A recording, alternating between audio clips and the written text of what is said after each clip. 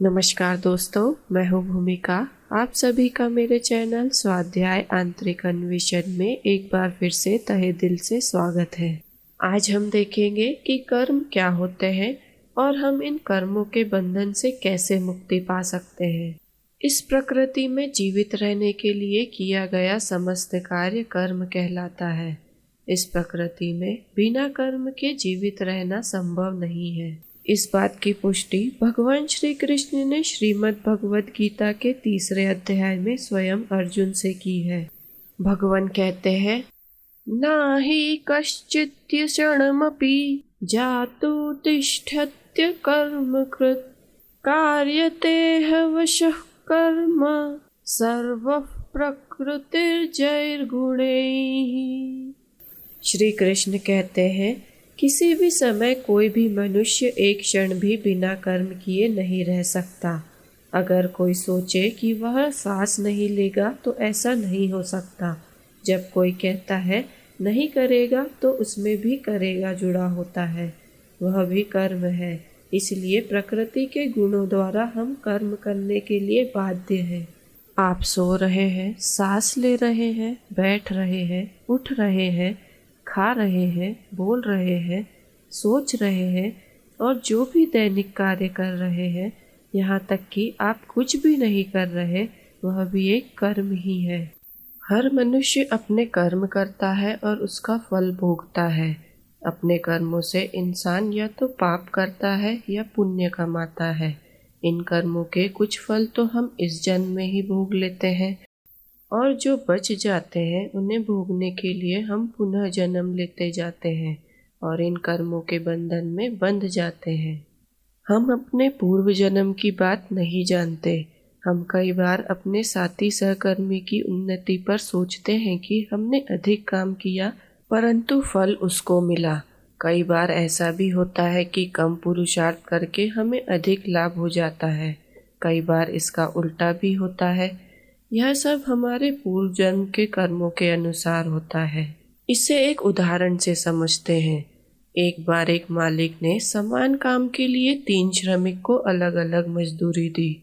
एक को 100, दूसरे को 500 और तीसरे को 1000 रुपए दिए।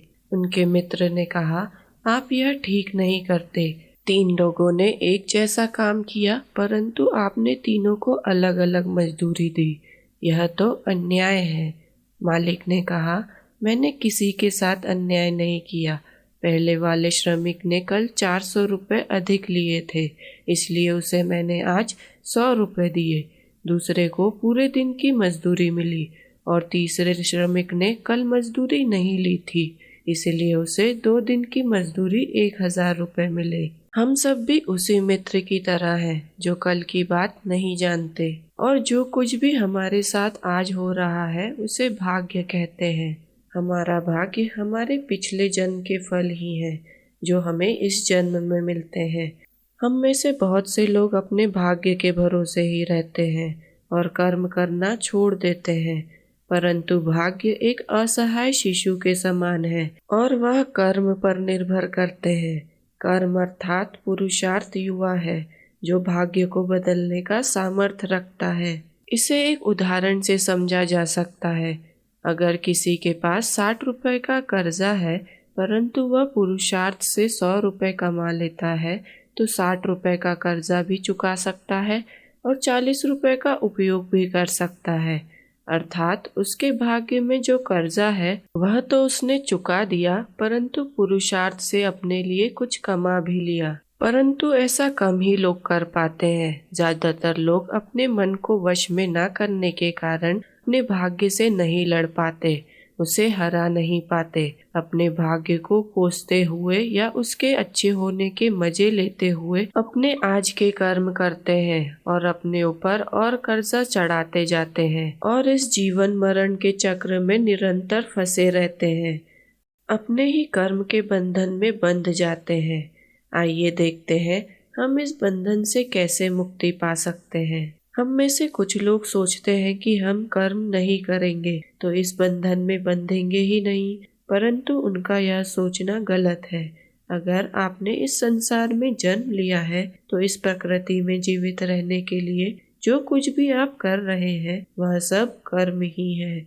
जैसे कोई साधु महात्मा हमारे सामने खड़े हो और हम प्रणाम ना करें, कर्म ना करें, तो यह भी पाप कर्म है। विपरीत कर्म ना करना भी कर्म हो जाता है। सत्य का पता होते हुए भी ना कहना भी एक कर्म है, यद्यपि यह गलत है, जिसका पाप लगता है। भगवान आगे कहते हैं, कर्मेंद्रियाणि संयम्य य आस्ते मनसा स्मरण इंद्रियार्थान विमूढ़ात्मा मिथ्याचारस उच्यते। भगवान बतलाते हैं, जो अपने कर्मेंद्रियों को हठपूर्वक रोककर मन से इंद्रियों के विषयों का चिंतन करते हुए बैठा है, वह मूढ़ बुद्धि वाला मनुष्य मिथ्याचारी कहलाता है। श्री भगवान बतलाते हैं, अगर कोई कर्म नहीं कर रहा है और उसे वह त्याग बतला रहा है, तो उसे यह बात ध्यान में रखनी चाहिए कि जब कोई त्याग मन से नहीं होगा तब तक वह मिथ्याचार है। जैसे कोई कहे कि मैं चाय नहीं पीऊँगा और चाय का चिंतन चलता रहे, तो वह मिथ्याचार हो जाता है। हम ऊपर से कोई भी कर्म करें, जैसे पूजा करें, माला फेरें, गीता पढ़ें, परंतु भाव न होना मिथ्याचार है। महत्व मात्र भावनाओं का है। अब आप समझ गए होंगे कि आप चाहे या न चाहे कर्म तो आप प्रतिक्षण कर ही रहे हैं। अब बात यह है कि हमारे कर्म कैसे हो कि वह हमें बंधन में ना बांधे। अक्सर हमारा मन विचलित रहता है और हम समझ नहीं पाते हमारे लिए कौन से कर्म उचित हैं। कभी हमारा मन यह खाने को करता है, कभी कहीं जाने का मन करता है, कभी सुबह उठने का मन नहीं करता। हम वही कार्य करते हैं जो मन कहता है। वास्तव में हम स्वामी तो हैं, लेकिन व्यवहार नौकर का करते हैं। मन नौकर होते हुए भी मालिक बन बैठा है, हमारे ऊपर शासन करने लगता है। श्री भगवान कहते हैं, यह सब गलत है। जो योगी है, बुद्धिमान है और श्रेष्ठ है, उनको यह बात समझ में आ जाती है कि मैं मन के अधीन नहीं हूँ, मन मेरे अधीन है। मन के कहने से मुझे कार्य नहीं करना, परंतु जो मैं मन को कहूँगा वह वैसा ही विचार करेगा, वैसा ही इंद्रियों को आज्ञा देगा, इंद्रियां भी वही बर्ताव करेंगी। अब आप सोच रहे होंगे, यह संभव कैसे है? श्री भगवान इसका समाधान अर्जुन को बतलाते हुए कहते हैं, नित्यं कुरु कर्मत्वं कर्म ज्यायो ह्यकर्मणः शरीरत्रयापि चयते न प्रसिद्ध्येद कर्मणः।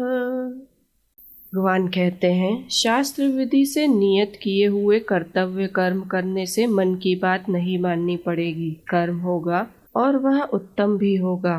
मन तुम्हारे निर्देशों का पालन करेगा। जो तुम आदेश दोगे वही तुम्हारा मन कार्य करेगा। मन तुम्हारे अधीन होगा, तुम मन के अधीन नहीं होगे। यहाँ यह प्रश्न उठना स्वाभाविक है कि हमारे नित्य कर्म क्या है, हमारे लिए क्या निश्चित है। परिवार में मुखिया, समाज में सरकार, नौकरी में स्वामी, धर्माचरण में शास्त्र, स्वास्थ्य में चिकित्सक, शिक्षा में आचार्य, यह सब निश्चित करते हैं कि क्या कार्य करना चाहिए और कैसे नियम और अनुशासन का पालन करना चाहिए। परिवार का मुखिया परिवार के सदस्यों को नियम अनुशासन बताते हैं। परिवार के सदस्यों का यह धर्म हो जाता है कि वह सब ऐसा ही आचरण करें। समाज में सरकार के नियम मानने पड़ते हैं। सड़क पर चलने के लिए यातायात के नियमों का पालन करना आवश्यक होता है। जो कर सरकार के द्वारा निर्धारित किया है उतना ही देना पड़ता है। अपनी मर्जी से कम ज्यादा नहीं कर सकते। नौकरी में जैसा स्वामी कहते हैं वैसा ही कर्मचारी को करना पड़ता है। धर्माचरण में शास्त्र में जो लिखा होता है वही करना होता है। जो यह नहीं मानते वह धर्म के विरुद्ध कर्म करने वाले कहलाते हैं, धर्म के नियत नहीं। स्वास्थ्य में चिकित्सक की बात माननी पड़ती है, शिक्षा में आचार्य की बात माननी पड़ती है। कहने का तात्पर्य यह है कि जिस जिस क्षेत्र में जो नियम अनुशासन है उनका पालन करने से निश्चित कर्म होते हैं और कोई भूल नहीं होती। मन के अधीन कोई भी कार्य नहीं करना पड़ता। जो मन को आदेश देंगे, मन के द्वारा इंद्रियां वही कर्म करती हैं। भगवान ने इस श्लोक में 3 बातें कही हैं। पहली, अकर्मण्यता संभव नहीं है, अर्थात सभी को कर्म करना आवश्यक है। दूसरा, अकर्मण्यता से कर्म करना श्रेष्ठ है। तीसरा, शरीर के निर्वाह के लिए कर्म करना आवश्यक है। आपने यहाँ देखा कि हमारे लिए किस प्रकार के कर्म निश्चित हैं और हमें हर परिस्थिति में इन्हें करना ही होता है। आगे श्री कृष्ण बतलाते हैं कि किस प्रकार के कर्म करने से हम कर्म बंधन में नहीं बंधते। भगवान बतलाते हैं, यज्ञार्थात् कर्मणोऽन्यत्र लोकोऽयं कर्म बन्धनः तदर्थं कर्म कौन्तेय मुक्तसंगः समाचर। भगवान कहते हैं, यज्ञों के लिए किए जाने वाले कर्मों को ना करके जो मनुष्य सिर्फ अपने लिए कर्म करता है, वह मनुष्य समुदाय कर्मों के बंधन से बंधता है। इसीलिए हे अर्जुन, तू आसक्ति रहित होकर उस यज्ञ के लिए कर्तव्य कर्म कर। यहाँ यज्ञ यानी सामूहिक रूप से परोपकार की भावना से सृष्टि के कार्य में सहभागी होना है। परोपकार की भावना से सामूहिक रूप से सृष्टि के लिए किया गया कार्य यज्ञ के बराबर है। यज्ञ का नाम आते ही हमारे सम्मुख एक वेदिका आ जाती है। यज्ञ से हम समझते हैं जिसमें आहुति दी जाती है। अग्नि नारायण को यह वरदान है कि जो भी आहुति यज्ञ में प्रदान की जाएगी, वह आहुति वह देवताओं तक पहुंचाएंगे और वे देवता इस आहुति के बदले इस सृष्टि का संचालन करने में हमारी सहायता करेंगे। जिस प्रकार वायु देवता वायु का संचालन करते हैं, वरुण देवता जल का संचालन करते हैं। भगवान कहते हैं, हे अर्जुन, यज्ञ करो, अर्थात अपने कर्तव्य का पालन सबके कल्याण के लिए और सृष्टि के परोपकार के लिए करोगे तो तुम्हारे द्वारा किए जाने वाले प्रत्येक कर्म यज्ञ हो जाएंगे। और ऐसे लोक परोपकार कर्मों के अतिरिक्त जितने भी पुण्य पाप रूपी कर्म होते हैं, वह कर्म बंधन में बांधने वाले होते हैं। मनुष्य अपनी स्वार्थ बुद्धि से जो कुछ भी शुभ या अशुभ कर्म करता है, उसका फल भोगने के लिए उसे कर्मानुसार नाना योनि में जन्म लेना पड़ता है और बार बार जन्म लेना और मरना ही बंधन है। इसीलिए सकाम कर्मों में या पाप कर्मों में लगा हुआ मनुष्य उन कर्मों द्वारा बंधता है। अतएव मनुष्य को कर्म बंधन से मुक्त होने के लिए निष्काम भाव से केवल कर्तव्य पालन की बुद्धि से ही शास्त्र विहित कर्म करना चाहिए, जिससे सबका कल्याण हो। मनुष्य का ही कर्म करने में अधिकार है तथा मनुष्य योनि में किए हुए कर्मों का फल भोगने के लिए दूसरी योनि मिलती है। उनमें पाप पुण्य नए कर्म नहीं बनते, इसीलिए अन्य योनि में किए हुए कर्म बंधन में नहीं बांधते। केवल मनुष्य योनि में किए हुए कर्म ही बंधन हेतु होते हैं। यहाँ यह जिज्ञासा होती है कि यज्ञ के लिए किए जाने वाले कर्मों से मनुष्य कैसे नहीं बंधता। अतएव इन बातों को समझाने के लिए भगवान ने ब्रह्मा जी के वचनों का प्रमाण देकर कहा है, सह यज्ञ प्रजा सृष्ट्वा पुरोवाच प्रजापतिः अनेन प्रसविष्यध्वम् एष वोस्त्वविष्ट कामधुक्। भगवान बतलाते हैं, प्रजापति ब्रह्मा जी ने सृष्टि के आदि काल में कर्तव्य कर्मों के विधान सहित मनुष्य आदि की रचना करके कहा कि तुम लोग इस कर्तव्य के द्वारा सबकी वृद्धि करो और यह कर्तव्य कर्म रूपी यज्ञ तुम लोगों को कर्तव्य पालन करने की आवश्यक सामग्री प्रदान करेगा। अपने कर्तव्य के द्वारा तुम लोग देवताओं को उन्नत करो और वे देवता लोग अपने कर्तव्य के द्वारा तुम लोगों को उन्नत करेंगे। इस प्रकार एक दूसरे को उन्नत करते हुए तुम लोग परम कल्याण को प्राप्त हो जाओगे। ब्रह्मा जी ने सृष्टि का निर्माण यज्ञ के साथ ही किया है। सब लोगों को कहा कि इस यज्ञ के द्वारा तुम अपना उत्कर्ष प्राप्त करो, यह आपको इष्ट भोग देगा। इस प्रकार परस्परावलंबी सृष्टि का निर्माण हुआ। मनुष्य अकेले नहीं जी सकता। इस प्रकार इस सृष्टि का भोग करते हुए हम सभी इस सृष्टि से कुछ न कुछ प्राप्त करते हैं।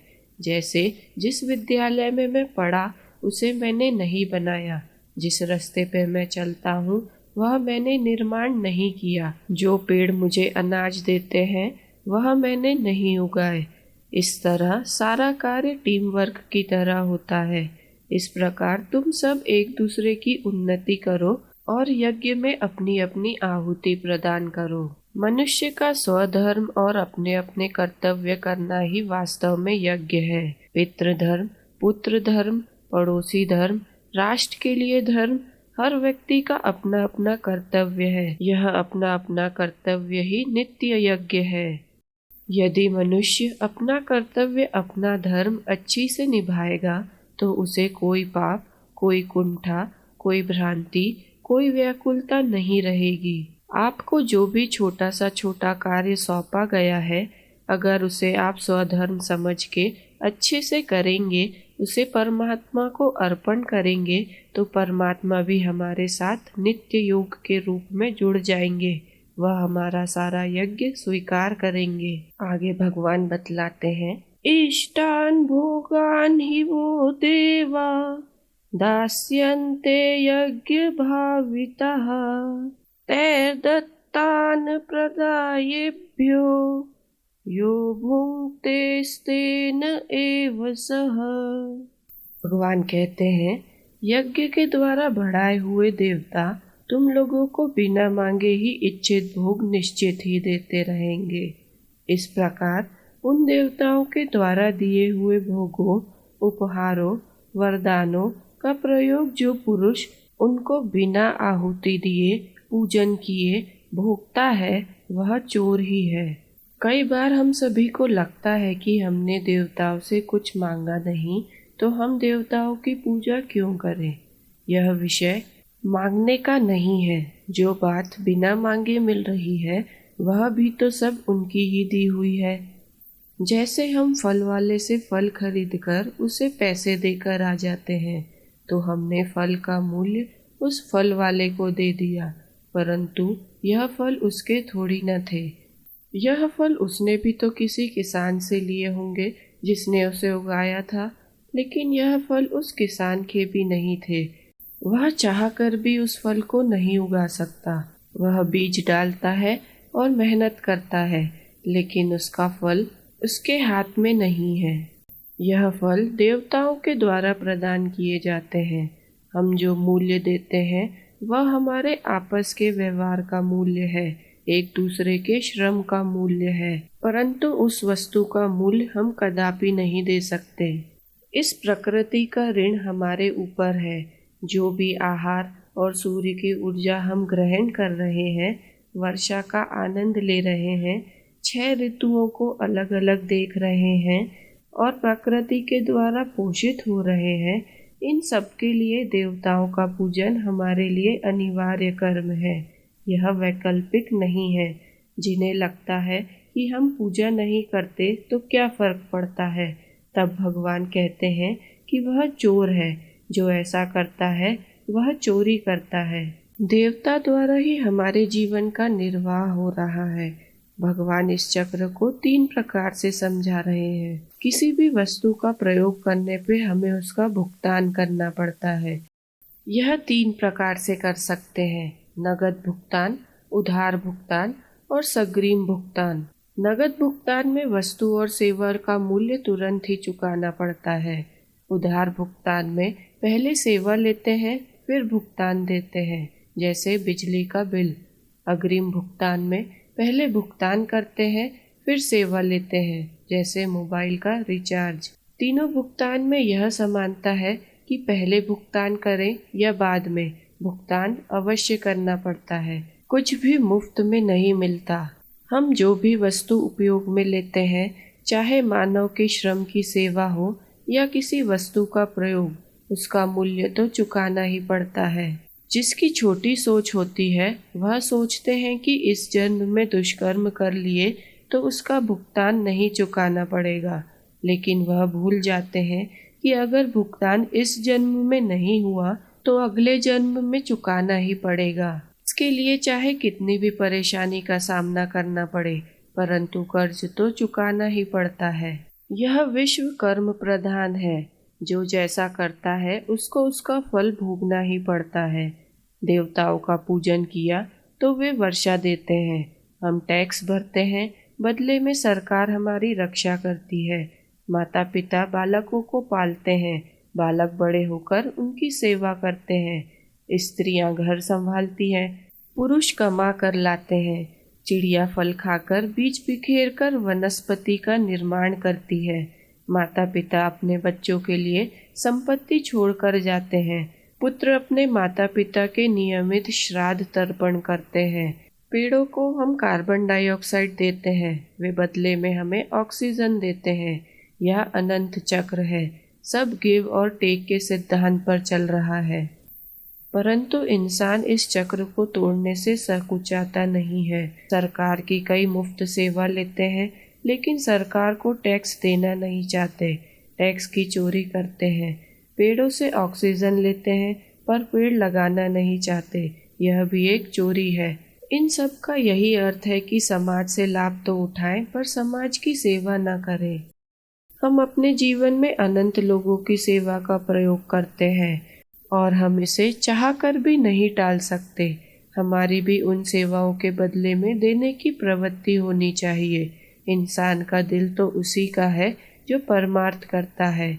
इंसान तो हम तभी हैं जब किसी के काम आ सकते हैं। जब हमारा जीवन इस हेतु हो जाए कि हमारी प्रसन्नता दूसरों की प्रसन्नता में हो और सब कुछ देकर भी बदले में कुछ न चाहें, तभी हम एक इंसान कहलाते हैं। इस भावना को भगवान ने अगले श्लोक में बतलाया है। भगवान कहते हैं, यज्ञिष्टासिनः सन्तो मुच्यन्ते सर्वकिल्बिषैः भुजन्ते ते त्वधं पापा ये पचन्त्यात्मकारणात्।